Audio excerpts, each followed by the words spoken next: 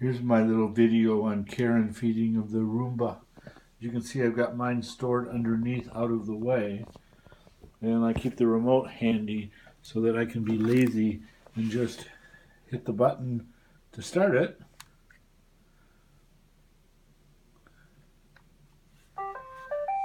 And see Roomba responds and backs out. And then I just wait until Roomba comes around, and then I can pick Roomba up and carry Roomba where I want. So I could drive her out here, but that gets difficult. So then I just set her down, and I can start her up and have her go. And then she goes off and cleans this room. This is one of the little virtual walls that I was talking about. And if you look at it, you can see it's got the position up or down for tower or lighthouse. And I told you about those two things. And the shorter you kind of make the bottom one, the less quickly it goes through the batteries. But otherwise it works just fine. So we're going to go back out here where I have more light and show you a couple other pieces. This part in the back is the one that you just push down on and pull out. And now you can see I have the guts, innards of it for storage, or I mean for where it collects all the stuff. So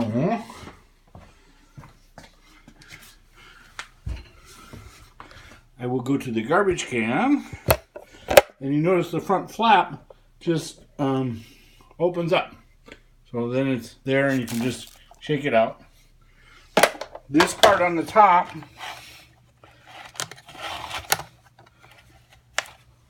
is where your filter lives. And I think the filter is about the only thing that you could potentially put in backwards. And then I just knock the filter loose.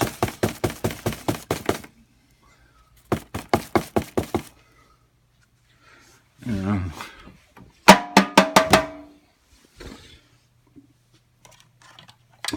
Then it just shows back in, same way it came out. Close the lid. Like I said, those filters I've been perfectly comfortable with getting, just putting them in the top shelf of the dishwasher, and they seem to come up just fine.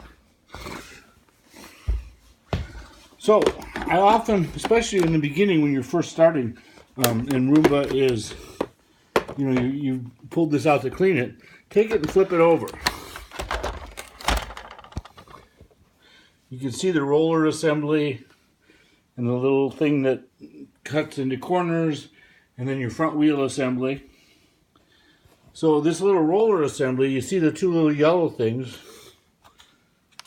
they just pull in and then it opens up, and these just lay in there so that they kind of slide in on one side. As you can see, there's kind of a an axle thing that goes in, and then the other side has just two little, if I get it underneath the camera, two little clips. Now you check both of those ends for I collect pet fur on those, and then see that there's nothing there. Then you can just put them back together. You want to kind of clean out this area in here, but it doesn't have to be, you don't have to get anal about it. And then this just collects through here, and all this does is then just put it in. If you have to force the parts in, you're doing it wrong. So just push it down. The other cleaning thing you do is push on the wheel, push it all the way down, and just back and forth a couple times. And that loosens up anything that might be inside the wheel.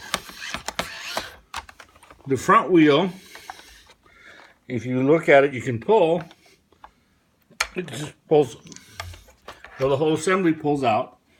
And so you notice you don't have a front wheel right now. Look at the ends of this front wheel.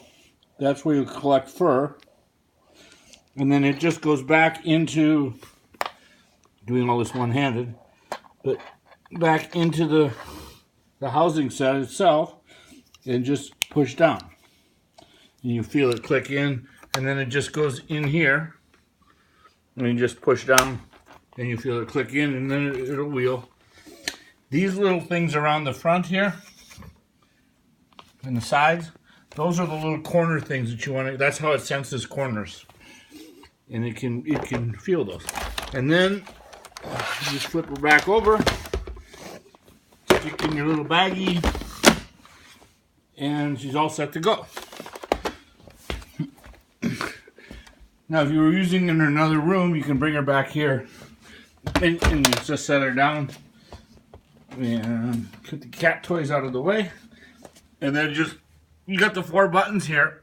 Instead of hitting the big clean one, just hit the dock button. And you see how just the one light flashes. And it's looking around for the dock, and now it's found it.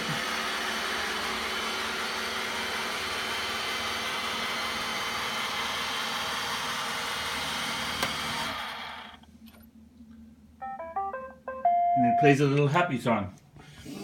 So that's quick and easy on how to do the Roomba. And so give me a call if you got any other questions.